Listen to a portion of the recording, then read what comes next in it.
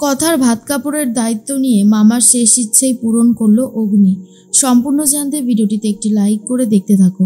গল্পের শুরুতেই দেখা যায় কথা তো ফ্যাক্টরিতে চলে এসেছিল মামার জন্য খাবার নিয়ে। তারপর এই ফ্যাক্টরিতে অনেকেই বলে অরুণবাবু তো এখানে ছিল, কিন্তু কোথায় গেল সেটা আমরা খেয়াল করিনি। আর এরপর অরুণবাবুই তো শঙ্করবাবুর পেছন পেছন এসেছিল। শঙ্কর এদিকে মিহিরের কাছ থেকে টাকা নিচ্ছিল, আর অরুণ বোঝার চেষ্টা করছিল কার কাছ থেকে শঙ্কর টাকা নিয়ে লেবারদের মধ্যে ঝামেলা লাগিয়ে দেয়। আর যখনই গাড়ির আয়নায় দেখতে পায় মেজবাবু, সেটা বলেই চিৎকার করে ওঠে আর বলে, মেজবাবু শেষ পর্যন্ত টাকা দিয়ে ফ্যাক্টরিতে সব কিছু গন্ডগোল করার চেষ্টা করছে, এটা কি করে হতে পারে। আর অরুণবাবু দেখে নিয়ে সেখান থেকে সরে যায়। মিহির বুঝতে পারে না কি করবে। মিহির শঙ্করকে বলে, তুমি দেখোনি যে অরুণবাবু তোমার পেছন পেছন আসছে? তখনই শঙ্কর বলে, না স্যার, আমি যদি দেখতাম তাহলে তো আমি অন্য রাস্তা দিয়ে আসতাম, আমি বুঝতেই পারিনি। মিহির বলে, এবারে কি হবে? উফ, আমি আর বুঝতে পারছি না যে কি হবে। এরপরে মিহির নিজের গায়ের যে কোটটা সেটা খুলে গাড়িতে ঢুকিয়ে দেয়। যখনই গাড়িতে ঢোকাতে যায়, কোটের একটা বোতাম ছিঁড়ে রাস্তায় পড়ে যায়। আর অন্যদিকে চিত্রাকে ফোন করেছে মিহির আর বলে, চিত্রা, সর্বনাশ হয়ে গেছে। আমি যখন শঙ্করবাবুকে টাকা দিতে এসেছিলাম তখন আমি দেখতে পাইনি অরুণবাবু মানে কথার মামা লুকিয়ে লুকিয়ে সবটা দেখে নিয়েছে। এবার কি হবে চিত্রা? চিত্রা বলে, সর্বনাশ হবে আর কি হবে। শোনো, সময় নষ্ট করো না, যেভাবেই পারো তাড়াতাড়ি করে মিস্টার বিশ্বাসকে ফোন করো। জয়দীপ বিশ্বাসকে ফোন করে সবটা বলো, উনি কিছু একটা ব্যবস্থা করবে। তখনই মিহির বলে, ঠিক আছে। এর মধ্যেই কথার মামা কথার সাথে দেখা করে আর কথা বলে, মামা, আমি তো তোমাকেই খুঁজে বেড়াচ্ছি, চলো খেয়ে নেবে। অরুণবাবু বলে, না রে কথা, আমি এখন খেতে পারবো না, আমাকে এখন একবার যেতে হবে। কথা বলে, কোথায় যেতে হবে?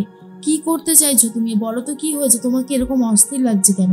মামা বলে, তুই বাড়ি যা, আমি একবারই কর্তাবাবুর কাছে যাব, সেখানে কি অনেক কিছু বলার আছে। কথা বলে, কি হয়েছে, কর্তা দাদুকে কি বলবে তুমি? এরপর কথার মামা সেভাবে কথাকে কিছুই বলতে চায় না আর তাড়াহুড়ো করে হাঁটতে শুরু করে। এর মধ্যে মিহির ফোন করেছে জয়দীপ বিশ্বাসকে আর বলে যে, জয়দীপ বিশ্বাস, আমি মিহির বলছিলাম। আসলে আমি ফ্যাক্টরিতে এসেছিলাম লেবারদের লিডার শঙ্করবাবুকে টাকা দিতে। তখনই কথার মামা অরুণবাবু সবটা দেখে নেয়। সে যদি বাবাকে একবার সবটা বলে দেয় তাহলে কিন্তু আর কিছুই হবে না।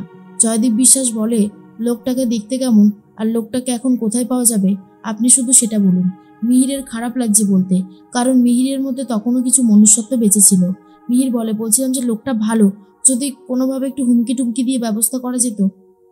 জয়দীপ বিশ্বাস বলে, এইসব লাইনে থাকতে গেলে শুধু হুমকিতে কাজ হয় না, যেটা জিজ্ঞেস করছি সেটা বলুন, লোকটাকে এখন কোথায় পাওয়া যাবে আর লোকটাকে দেখতে কেমন।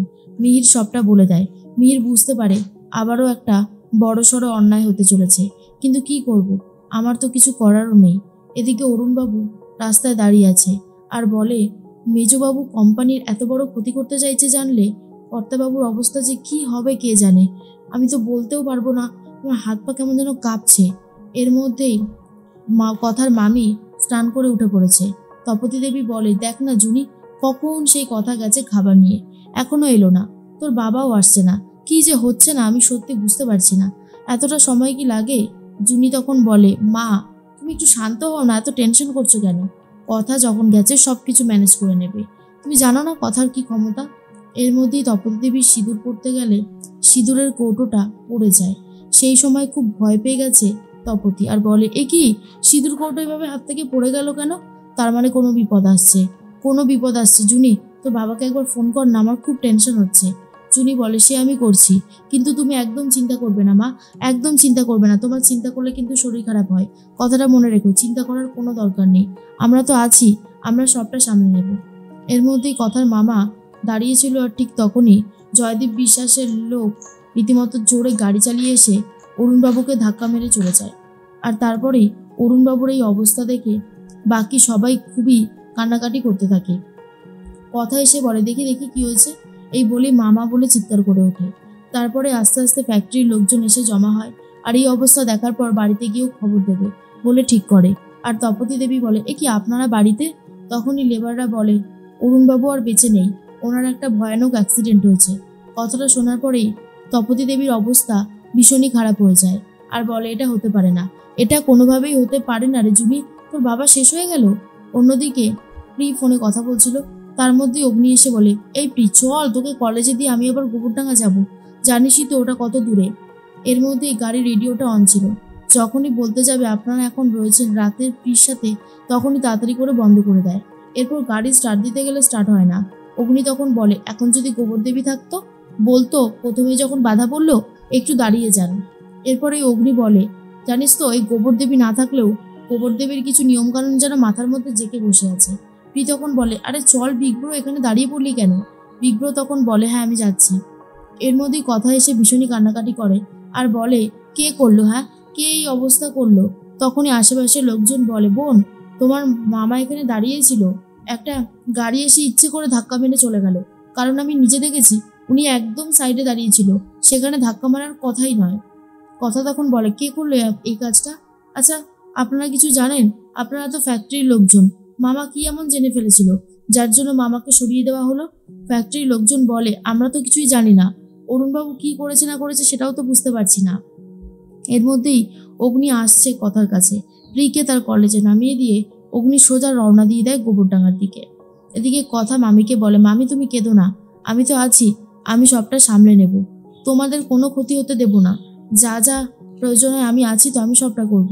এরপর জুনিও খুব কান্নাকাটি করে আর বলে, কথা এমনটা হওয়ার কথা তো ছিল না রে, আমরা তো সবটাই চেয়েছিলাম ভালো করে করতে, আমরা তো দুটো ডাল ভাতেই সুখী ছিলাম, কে এই ক্ষতিটা করলো আমাদের?